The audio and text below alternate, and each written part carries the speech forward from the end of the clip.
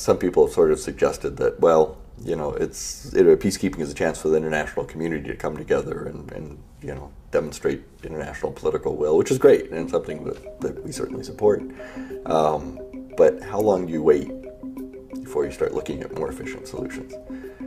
There's been 4 million people that have died in Congo, and we have a peacekeeping mission there. It's just not working right. Can the private sector do something to make it work? Absolutely.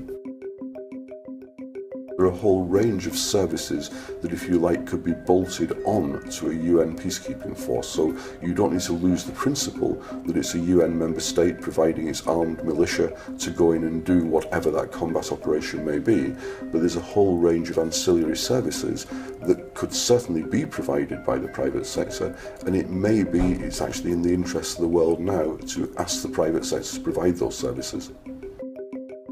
The peacekeepers that go to do peacekeeping essentially come from the poorest countries in the world, and which is not to say they can't do a good job, but they certainly don't have the training, they certainly don't have the equipment, and they certainly don't have the support they need to really do effective peacekeeping operations. So we have Westernless peacekeeping. These United Nations operations are not as effective as we would like them to be because of the absence of what I think in the jargon people call force multipliers, in my civilian world just straightforward logistics. So I think everybody would accept that in Darfur at the moment the problem is not the quality of the troops who are being provided as part of the peacekeeping force, but the fact they don't have mobility, they don't have APCs to drive around in, they don't have helicopters, they have an enormous area to cover, they don't have a proper intelligence backup.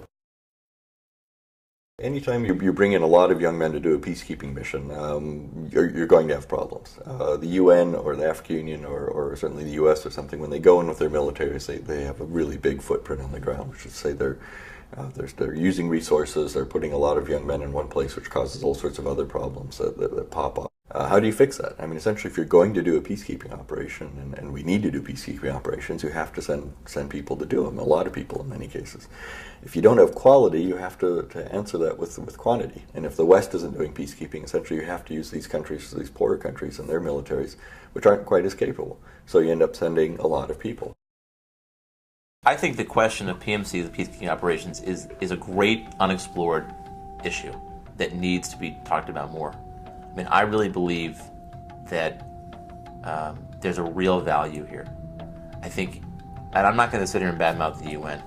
I think the UN does a lot of important things. When it comes to peacekeeping and it comes to the use of force, they're not very good at it. The UN is an organization of member states who tell it what to do.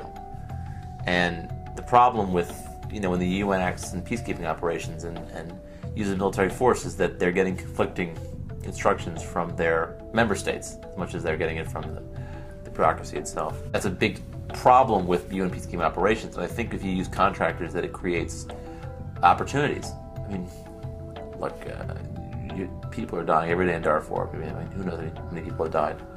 Maybe over 1 million. Would contractors be an ideal solution? I don't know, but if it helps stop the violence, would anybody have a real problem with that? I certainly wouldn't.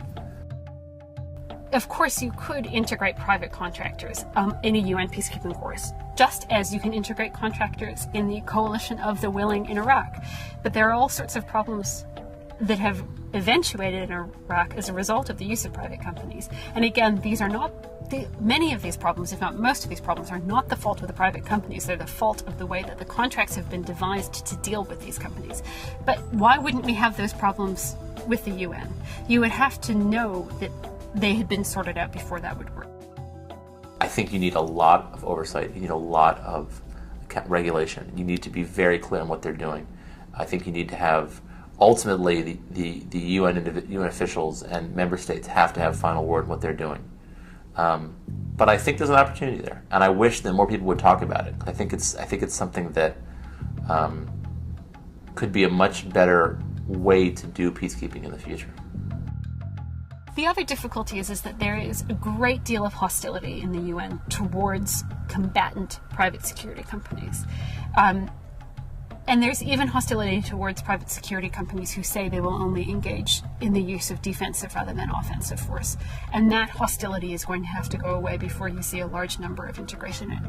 And to an extent, we do see it now. I mean, there are private security companies work for the UN. What's interesting is the UN doesn't want to talk about the fact that private security companies work for the UN because they perceive it to be too controversial. And again, that's something that would have to change for any large-scale kind of integration to happen. Congo, Rwanda, Burundi, could a legitimate police force prevented the wholesale slaughter of hundreds of thousands of people with a rapid reaction force that just sort of stuck themselves in between the warring factions? I think so. I mean, I agree. But who pulls the trigger? You know, if you have a domestic quarrel in your house and the cops come over, it's normal for them just to separate people until they figure something out. So I'm all for that idea, but who makes that decision who to separate and who gets shot or spanked or, you know, sent to jail? That's a tough call. And by the way, the UN does it all day long. They've been doing it since like the late 40s, and they still haven't figured it out.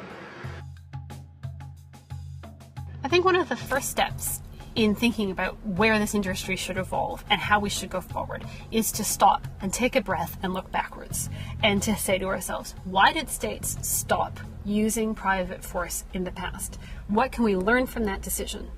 And have things really changed that much that we really want to keep going down this path in the direction we're going?